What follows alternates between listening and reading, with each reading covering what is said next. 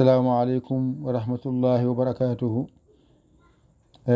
Galɗo alluwal ko wonande jamma ɗimmijo o. Jamma ɗimmijo o nanɗon, alluwal nanɗon ƴetta mofta. Alluwal ɗimmal ngal ƴetta mofta. Woni hen ko darɗe 6 ɗiɗi calmina, ɗiɗi calmina, ɗiɗi calmina, wona a timmini julungu. Kala hen darnde mbatta hen ko fatiha lawol gotol, inna a'tainaka kawsar laabi sappo ni foti. Ñalawma ɗimmijo o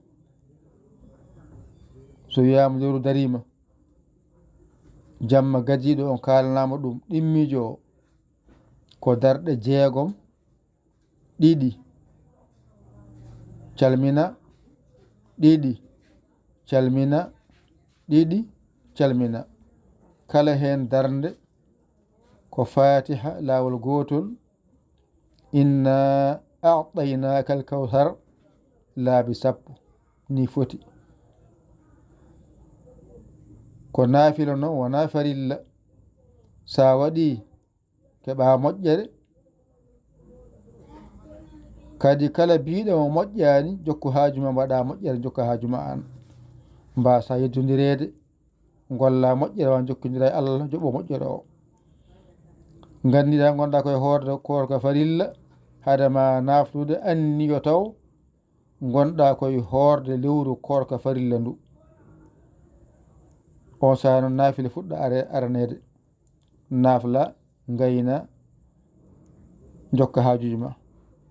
Mbasa yeddodirede jokka hajuma.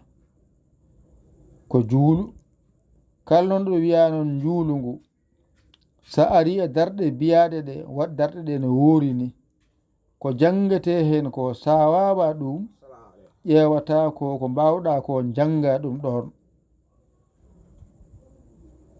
Ko nafila noon sa waɗi ka korowo, sa waɗani kadi ka korowo. Wadde mbaɗa ɗum kadi nafila jamma fuɗɗi tan ko caggal futuru ɗon e fajiri ferde. Pamirano no moƴƴinani nafila jamma ko caggal julal futuru ɗon e yiyede assalatu khairu minan nawmi. Nde yolde watte gollal nafila jamma ɗi. Anu andi hol saha mbaɗata ɗum.